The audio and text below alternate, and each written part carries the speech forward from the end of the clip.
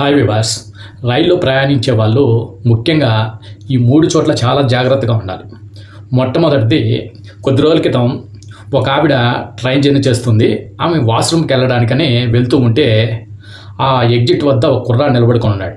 ఆ మెడలో బంగారు చైన్ చూసి ఆ కుర్రాడు ఆ చైన్ను గట్టిగా లాగేసి ఆ రన్నింగ్ ట్రైన్లో నుండి దూకెళ్ళిపోయాడు. ఆ చైన్ అలా రాగడంతో ఒక ఉదుటున ఆమె ఫోర్స్కి కింద పడిపోయింది.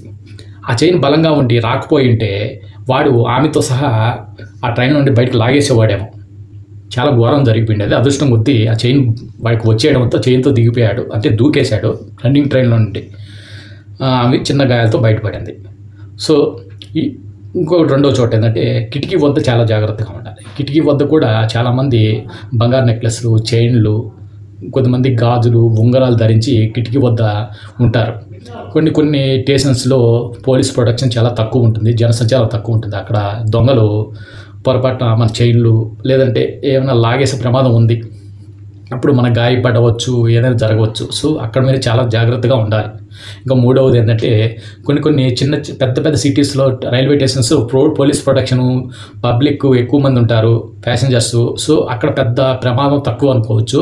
కానీ చిన్న టౌన్లో ఉండే రైల్వే స్టేషన్స్లో మాత్రము చాలామంది తక్కువ ప్యాసింజర్స్ ఉంటారు. ముఖ్యంగా నైట్ పూట ఎక్కడో ఇసిరి కొట్టినట్టు అక్కడిద్దరు, అక్కడ ఒకరు చాలా నిర్మానుష్యంగా కనబడుతుంది.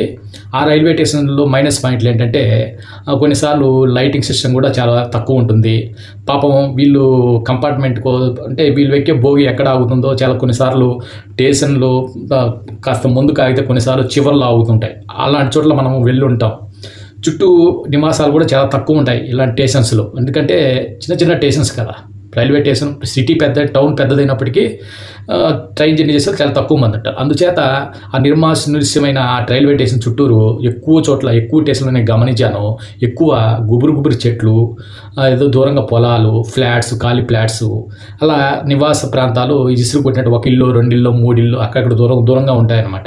అటువంటి చోట దొంగలు మనపై అటాక్ చేసి మన వద్ద ఉండే బంగారు అవి లాక్కొని వెళ్ళి ఆ చెట్లలో పరారైపోతే మనకు ఎవరు వాళ్ళని పట్టుకుంటారు, ఆ ప్రొడక్షన్ ఎలా ఉంటుంది చెప్పండి. సో అలాంటి చోట్ల కూడా మీరు చాలా జాగ్రత్తగా ఉండాలి.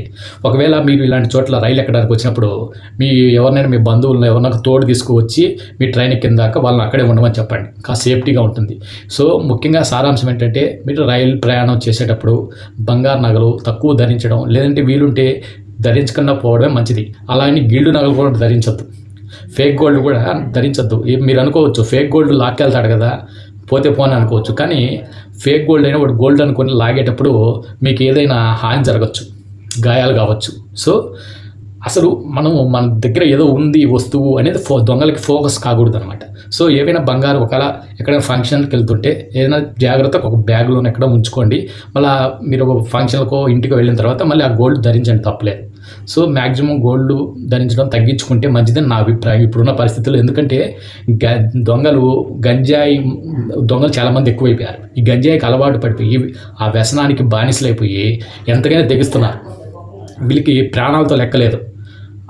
వాళ్ళకి గంజాయి కావాలంటే డబ్బులు కావాలి. ఆ డబ్బుల కోసం దేనికైనా తెగిస్తున్నారు. మీరు చాలా జాగ్రత్తగా ఉండండి.